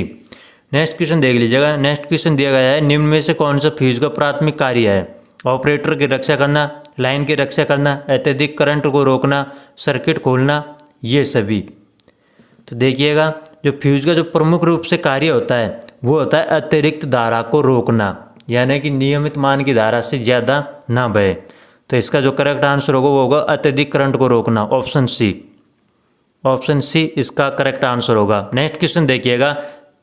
नेक्स्ट क्वेश्चन दिया गया है विद्युत सॉकेट में वियोजित बिंदु के लिए सरलतम मार्ग उपलब्ध कराता है? प्रदान बिजली, लोड वोल्टेज, लोड करंट, रिसाव बिजली, ये सभी। तो इसमें देखिएगा विद्युत सॉकेट में वियोजित बिंदु के लिए यानी अर्थिंग के लिए सरलतम मार्ग जो उपलब्ध कराता है वो कौन सा कराता है? वो कराता है रिसाव बिजली, यानी कि leakage current. Leakage current, option D is the correct answer इसका। नेक्स्ट क्वेश्चन देखिएगा। नेक्स्ट क्वेश्चन दिया गया है के लिए सेलों को पार्श्वबंध संयोजित जुड़ा हुआ होता है। इसमें देखिएगा समानांतर में करंट की कैपेसिटी को बढ़ाने के लिए होती है, जबकि सीरीज में यानी कि श्रेणी में वोल्टेज को बढ़ाने के लिए यूज किया जाता है। तो इसमें जो करेक्ट आंसर होगा वो होगा आपका ऑप्शन ए, बिजली की क्षमता को बढ़ाने के लिए। Option A is the correct answer. Next question देखिएगा। नेक्स्ट क्वेश्चन दिया गया है डीसी जनरेटर में पोल शू को दंड से द्वारा जकड़ा जाता है? झलाई द्वारा, पीतल चढ़ाकर, रिवटों के द्वारा, काउंटर संक पेंचों के द्वारा, टंकन। तो इसमें देखिएगा ये भी सही है, रिवटों के द्वारा, लेकिन इसमें जो करेक्ट आंसर होगा वो होगा काउंटर संक पेंचों के द्वारा, क्योंकि इसमें अंदर की तरफ मजबूती से कसा जाता है पेंचों को। काउंटर संक जो कि ऊपर की उभरा हुआ भाग होता है। तो ऑप्शन डी इसका करेक्ट आंसर होगा, काउंटर संक पेंचों के द्वारा। नेक्स्ट क्वेश्चन देखिएगा। नेक्स्ट क्वेश्चन है बसबार प्रणाली में सर्विस संयोजन को विद्युत आपूर्ति के द्वारा सर्विस केबलों को जोड़कर ली जाती है। तो इसमें देखिएगा बस बार में जो लैगिंग का सिस्टम होता है उसमें होल होते हैं, यानी कि लैगिंग किया जाता है केबल को उसमें और उसमें होल में फंसा दिया जाता है। तो इसमें देखिएगा ऑप्शन ए इसका करेक्ट आंसर होगा, ब्रश बार के लक्ष्य में, यानी कि ऑप्शन ए करेक्ट आंसर होगा। नेक्स्ट क्वेश्चन देखिएगा। नेक्स्ट क्वेश्चन दिया गया है एक हीटर 250 वोल्ट पर 4 एम्पीयर बिजली खींचता है तो वह कितनी बिजली खपत करता है? ऑप्शन दिया गया है 2 किलोवाट, 1 किलोवाट, 8 किलोवाट, 6 किलोवाट, और ऑप्शन ई दिया गया है 4 किलोवाट। तो इसको देखिएगा आप किस प्रकार से हल कर सकते हैं। इसमें पूछा जा रहा है पावर, यानी कि बिजली कितनी खपत करता है। तो इसका जो फार्मूला होता है P बराबर V इंटू आई। तो इसमें वोल्टेज का मान कितना दिया गया है 250 इंटू एम्पियर कितना दिया गया है 4। इसको हल करोगे आप तो आप इसमें आएगा 0 5 का 20, 4 दूनी 8 और 10, 1000 kWh, यानी किलोवाट आवर्स आ जाएगा इसमें 1000। तो इसमें 1 किलोवाट सही है, ऑप्शन बी करेक्ट आंसर होगा। 1 किलोवाट यानी कि ऑप्शन बी करेक्ट आंसर होगा। Option B correct answer 1 kilowatt. Next question देखिएगा। नेक्स्ट क्वेश्चन दिया गया है इनमें से कौन सा एसी लपेटन नहीं है? ऑप्शन दिए गए हैं ग्रैम लपेटन, संकेंद्रीय लपेटन, स्किन लपेटन, बास्केट लपेटन, लैप लपेटन। तो इनके बारे में देख लीजिएगा कौन सा एसी लपेटन नहीं है। तो इसमें देखिएगा ऑप्शन भी देख करके आपको मालूम हो गया होगा, लेकिन फिर भी देखिएगा जो ये दिया गया है ग्रैम लपेटन वाइंडिंग और दूसरे दिया गया है लैप लपेटन वाइंडिंग। ये जो वाइंडिंग होती है ये डीसी के लिए होती है, जबकि बाकी की जो दी गई है यानी कि ग्रैम लपेटन ऑप्शन ए और डी ये डीसी के लिए होता है। लेकिन इसमें जो करेक्ट आंसर होगा वो होगा ऑप्शन ए ग्रैम लपेटन, जबकि एसी के लिए सेकेंडरी लपेटन वाइंडिंग होता है, स्किन लपेटन, बास्केट।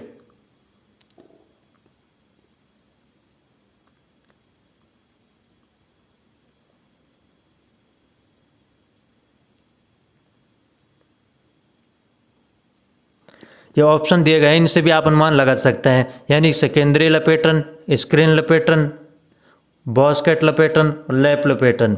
इसमें देखिएगा, इसमें करेक्ट आंसर होगा वो होगा ऑप्शन ए, यानी कि ग्रैम प्लेट लपेटन होती है, ये डीसी में होती है और बाकी की सभी एसी में होती है। तो नेक्स्ट क्वेश्चन देखिएगा, नेक्स्ट क्वेश्चन दिया गया है पोटेंशियल ट्रांसफार्मरों के साथ जोड़ने के लिए प्रयोग किया जाता है, मतलब पीटी ट्रांसफार्मरों के साथ जोड़ने के लिए प्रयोग किया जाता है। वोल्टमीटर को ट्रांसफार्मर प्राइमरी में, वितरण पैनल के बसबार उपकरण में, वोल्टमीटर को उच्च वोल्टेज के लाइनों में, ऊर्जा मीटरों को निम्न वोल्टेज लाइनों में, इनमें से कोई नहीं। इसके लिए देखिएगा, पोटेंशियल जो ट्रांसफार्मर होता है जिसमें वोल्टमीटर को हाई वोल्टेज के साथ कनेक्ट करने के लिए होता है, यानी कि 132 kV की जो होती है और उसको स्टेप पोटेंशियल ट्रांसफार्मर के द्वारा स्टेप डाउन किया जाता है, जो कि 132 kV की जो होती है। तो आप इतनी कोई ताप इसको मापने के लिए कोई ऐसा यंत्र नहीं होता जो 132 kV तक माप सके। तो इसको देखिएगा, इसके मान को जो कम किया जाता है वो पीटी यानी पोटेंशियल ट्रांसफार्मर के द्वारा कम करके उसके मान को मापा जाता है। तो इसमें देखिएगा, इसका जो करेक्ट आंसर होगा वो होगा ऑप्शन सी, वोल्टमीटर को उच्च वोल्टेज लाइनों के लिए। ऑप्शन सी इसका करेक्ट आंसर होगा, ऑप्शन सी, यानी कि वोल्टमीटर को हाई वोल्टेज के साथ कनेक्ट करने के लिए होता है। तो नेक्स्ट क्वेश्चन देखिएगा, जो कि लास्ट क्वेश्चन है, 150 नंबर का क्वेश्चन है। ऊष्मीय रिले के सिद्धांत पर कार्य करता है। ऊष्मीय रिले किसके सिद्धांत पर कार्य करता है? तो इसमें आप सभी को मालूम होगा, ऊष्मीय रिले होते हैं तापमान के प्रभाव के सिद्धांत के कारण यूज करता है, मतलब कार्य करता है। तो ऑप्शन बी इसका करेक्ट आंसर होगा।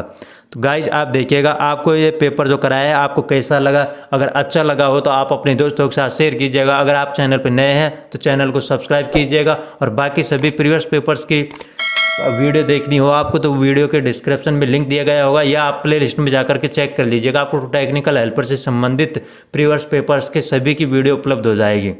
तो गाइज आज के वीडियो में इतना ही, मिलता है नेक्स्ट वीडियो में। जब तक के लिए जय हिंद, जय भारत।